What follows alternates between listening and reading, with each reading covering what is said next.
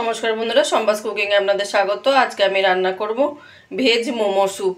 Veg momo soup করার জন্য এখানে আমি কড়াই গরম বসিয়ে দিয়েছি। দিয়ে দেব 1 চামচ মতো বাটার। দিয়ে দেব 3-4 কোয়া রসুন, একদম ফাইন চপ করে নেওয়া। সেই রসুনটা দিয়ে একটু হালকা ভেজে নেব।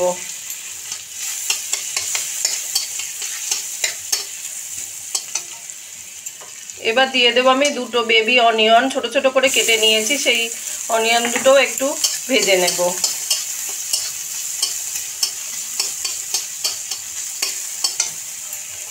দিয়ে দেব কিছুটা বিনস, ছোট ছোট করে কেটে নেওয়া।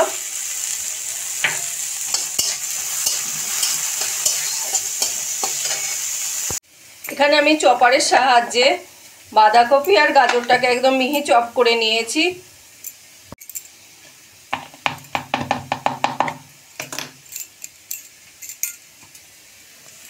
এই বাঁধাকপি গাজরের কুচিগুলো এবার কড়াইয়ের মধ্যে দিয়ে আমি একটু ভাজা ভাজা করে নেব।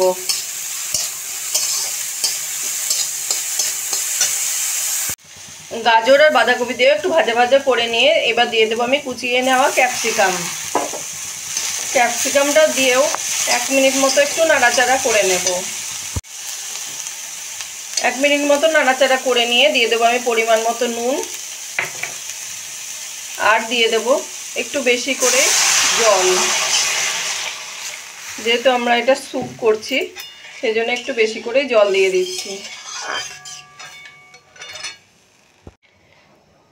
এবার লো ফ্লেমে আমি রান্নাটা করে নেব। স্যুপ আমি 3-4 মিনিট মতো রান্না করে নিয়েছি। সব সবজিগুলোই সিদ্ধ হয়ে গেছে। দিয়ে দেবো আমি গোলমরিচের গুঁড়ো।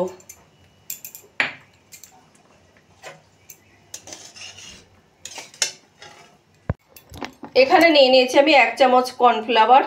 কর্নফ্লাওয়ারটাকে জল দিয়ে গুলে নেব।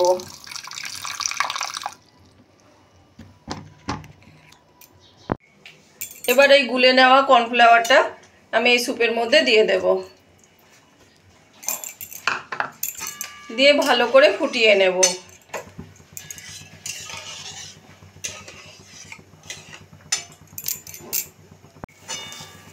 কর্নফ্লাওয়ার দিয়েও ভালো করে রান্না করে নিয়েছি। এবার শেষে একটু ধনেপাতা ছড়িয়ে আমি গ্যাসটা বন্ধ করে দেব।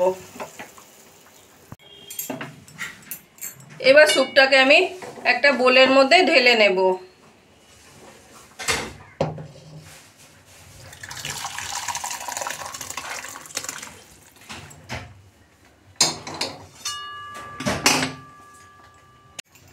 বোলের মধ্যে ঢেলে নিয়েছি। কত সুন্দর আমাদের স্যুপটা রেডি হয়ে গেছে।